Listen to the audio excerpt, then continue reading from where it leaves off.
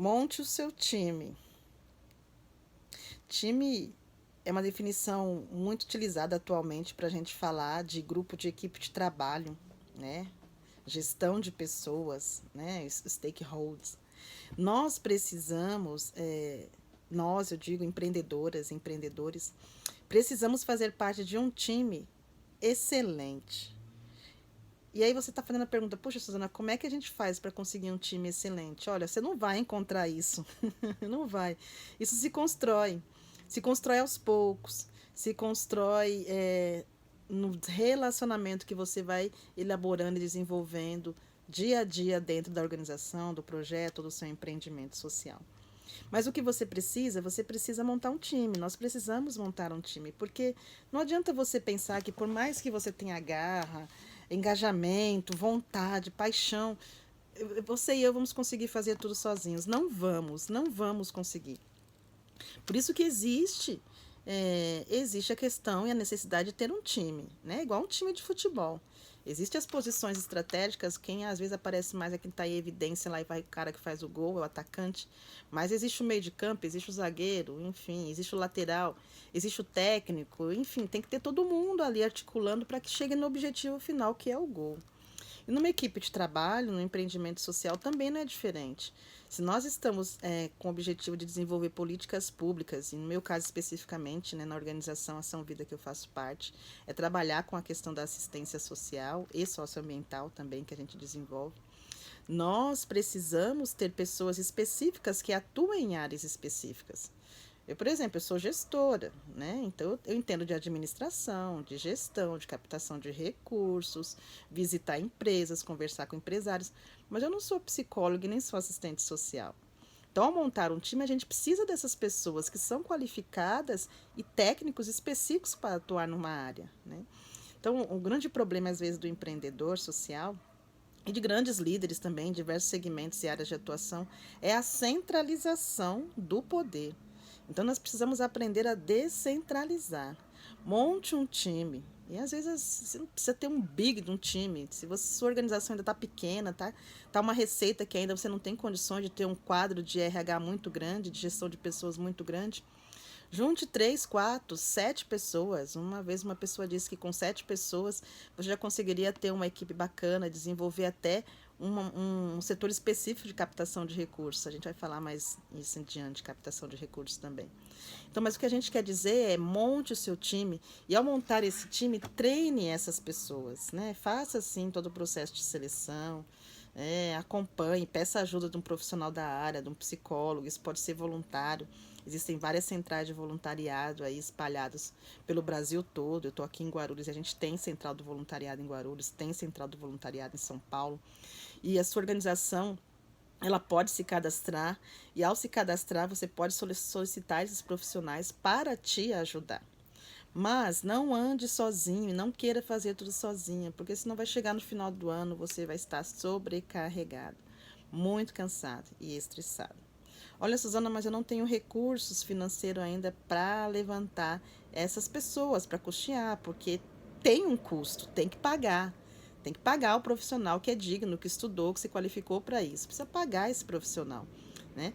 E aí, claro, vão entrar outras ações que a gente vai falar nos outros vídeos, como captar recursos, quais as estratégias de recursos que a gente precisa ter para a gente conseguir ter uma receita financeira, ou nem sempre receita financeira, mas pessoas que possam nos ajudar para a gente poder manter o trabalho da organização, né? Só um parêntese.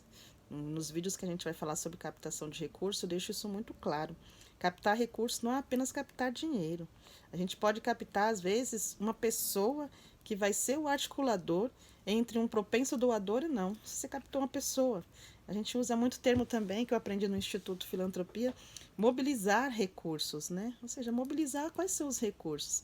Às vezes o recurso pode ser um recurso na parte de alimentação, um recurso na parte de higiene, mas enfim, isso é uma questão para um outro vídeo.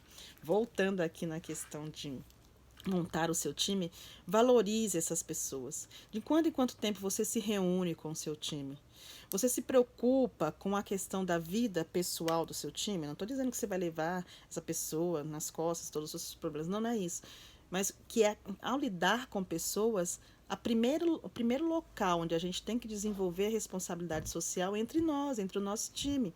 Então, de repente, você fez a admissão, né? Tem um funcionário seu lá, tem um prestador de serviço seu lá, seja lá oficineiro, enfim, educador. E esse cara tá sofrendo, essa pessoa, essa mulher tá sofrendo. E aí você não tá nem aí preocupado para ela, você só quer o resultado, quer que aconteça. Bom, que tipo de organização é essa? Que tipo de empreendedorismo social é esse? Onde as pessoas não são mais importantes que, que as coisas, né? E infelizmente isso acontece. Infelizmente a gente vê organizações em que são apenas números e produção, produção, produção, produção, produção. Eu vejo muita gente saindo, perdão, saindo do primeiro, segundo setor para atuar no terceiro setor porque estão esgotadas dessa máquina insana que muitas vezes suga a produção e não se preocupa com a humanização.